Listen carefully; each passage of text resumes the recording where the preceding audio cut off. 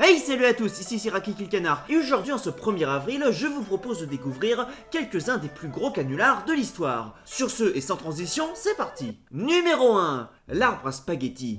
L'arbre à spaghetti est l'un des plus vieux et gros canulars de l'histoire de la télévision. Réalisé par la BBC et diffusé en 1957 à près de 8 millions de téléspectateurs, durant une célèbre émission d'actualité alors très suivie, Panorama, le canular était en fait présenté ici sous la forme d'un reportage de 3 minutes, dans lequel on suivait en fait le quotidien d'une famille suisse cueilleuse de spaghettis.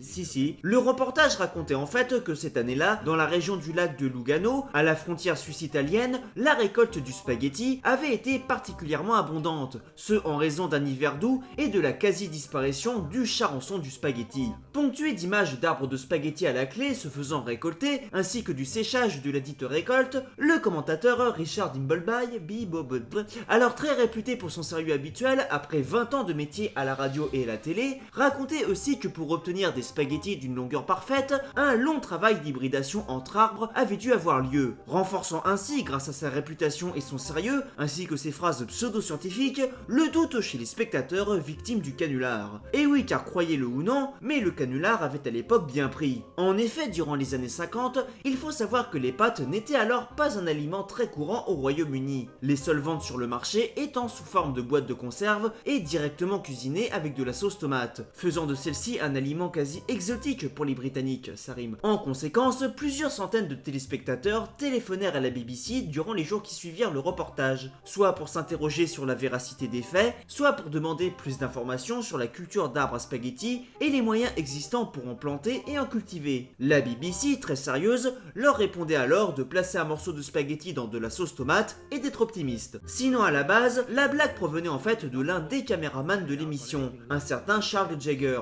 qui avait en fait été lui-même tourné en ridicule par son professeur durant son enfance avec sa classe, ce pour avoir été susceptible de croire que les spaghettis pouvaient pousser dans des arbres. Marqué par cela, il proposa à l'émission d'en faire un reportage, ce que celle-ci accepta. Le faux reportage étant en fait censé faire inciter les téléspectateurs à rester prudents quant à l'appréhension des faits et des images présentées sur le petit écran et à lui faire exercer son esprit critique face aux informations. Ah et oui, au fait pour finir, j'ai oublié de vous dire que le reportage avait tout de même été diffusé un 1er avril. Numéro 2, la guerre des mondes. Alors là, ça va être un peu compliqué puisqu'il s'agit d'un canular dans un canular. Le 30 octobre 1938, un certain Orson Welles avait lancé à la radio CBS l'un des plus gros canulars de l'histoire de la radio, une interprétation du roman de la guerre des mondes, un roman dans lequel des extraterrestres venus de Mars envahissent la planète et créent un véritable génocide parmi les humains. La seule différence étant qu'ici Orson avait en fait passer la chose pour bien réelle auprès des auditeurs, ce en se faisant passer pour un présentateur officiel de la CBS. Interrompant tout d'abord un faux programme musical par un bulletin spécial, il annonça qu'on venait d'observer une série d'explosions sur la planète Mars, avant que la musique reprenne. Mais au fur et à mesure de la soirée, les bulletins se succédèrent et devinrent de plus en plus fréquents, tout en montant au fur et à mesure en intensité. Les extraterrestres débarquaient ainsi sur le sol américain, tandis que le New Jersey devenait coupé du monde, et qu'à New York, des messages affluaient du monde entier à cause d'attaques de martiens. Enfin bref, un gros foutoir bien orchestré et ponctué d'appels incitant les auditeurs à garder leur calme malgré la situation, renforçant ainsi la chose, ainsi que de temps à autre de fausses interviews, dont une entre autres où un journaliste se faisait carboniser par les extraterrestres en direct.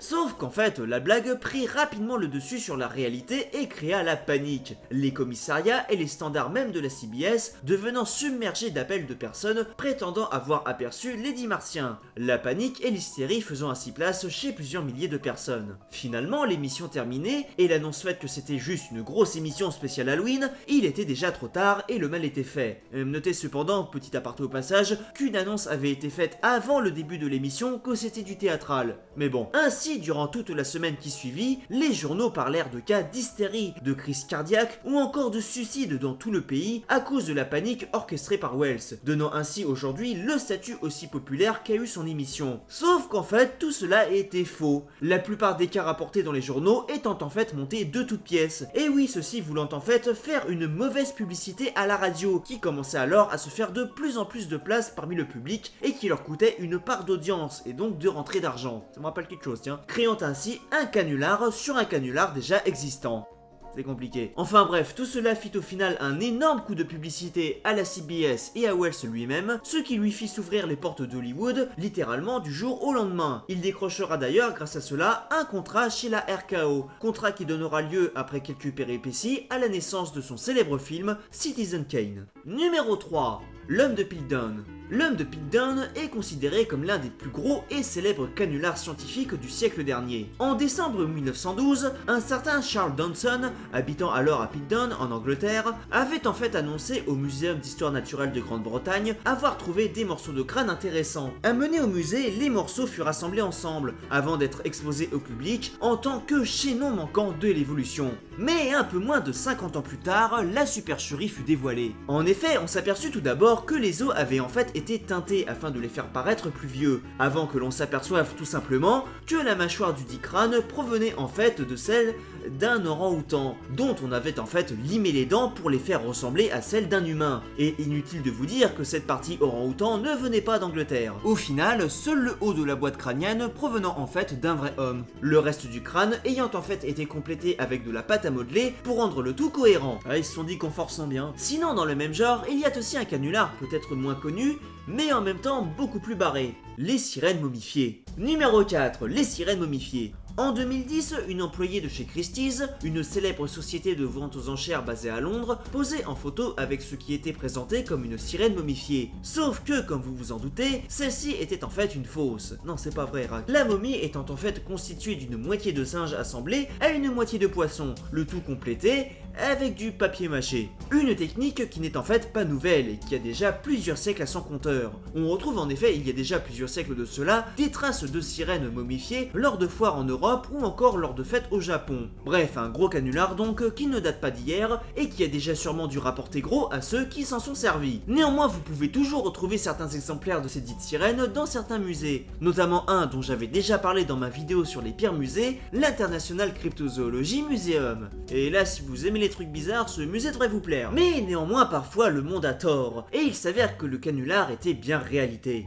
Numéro 5. Cet animal était vrai. Ah, l'ornithorynque, un animal avec un physique de Pokémon, à tel point que l'on se demande même parfois s'il existe bien. Eh bien, ce fut précisément ce que se demandèrent les scientifiques de Grande-Bretagne quand ils reçurent les premières preuves de son existence, pensant que c'était en fait un canular. En effet, quand l'ornithorynque fut découvert par les Européens, en 1798, on envoya en Grande-Bretagne des dessins de l'animal ainsi qu'un pelage de celui-ci pour annoncer la découverte. Et oui, à l'époque, je le rappelle, il n'y avait pas d'appareil photo. Sauf qu'une fois reçu en Grande-Bretagne, les scientifiques furent persuadés qu'il s'agissait d'un canular, pensant qu'un bec de canard avait en fait été cousu avec la fourrure d'un autre animal de style castor, ceci se mettant même à chercher des points de couture. Alors un homme avec une mâchoire d'orang-outan, aucun problème pendant un demi-siècle, mais alors dès qu'il s'agit d'un animal poilu avec un bec de canard, il n'y a plus personne, hein. Finalement, ne trouvant pas de points de couture, et avec l'arrivée d'autres preuves, ceux-ci durent se rendre à l'évidence que l'animal était bien réel. Néanmoins, petite anecdote, c'est qu'on découvrait quasiment 15 siècles plus tard, en 1884, une autre particularité de l'animal, c'est que celui-ci pondait des œufs. Ce, grâce à la découverte de ceux-ci, après près d'un siècle de doute et de recherche. Comme quoi, ne perdez pas espoir, les Pokémon, ça existe. Et bien voilà, c'était donc quelques-uns des plus gros canulars, et non canulars pour le coup, de l'histoire.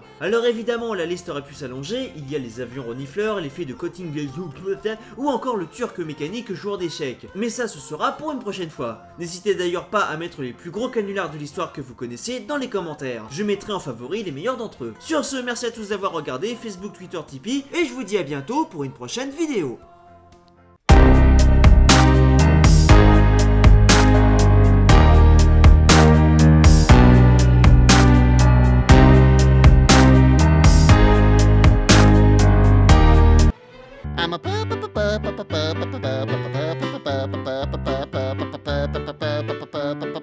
Platypus.